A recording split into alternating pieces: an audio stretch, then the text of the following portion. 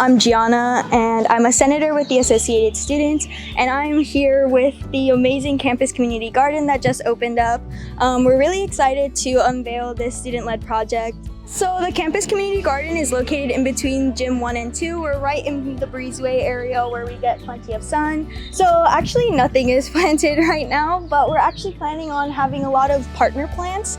Partner planting is basically like planting 2 different species of plants that will help each other grow and cultivate. So we have strawberries and mint planned, as well as cabbage and broccoli and tomatoes and basil. So planting them together will actually help the other grow, kind of. It'll just take some stress off of the students who are maintaining it, things like that, and it's just a sustainable and efficient practice. The purpose of the garden is for students to come by and enjoy a space on campus. We really want to foster community here, put the community in community college. It's really just a space for students to chill in between classes, for clubs to host activities, things like that. Really anyone who's interested in stopping by, having a nice spot on campus.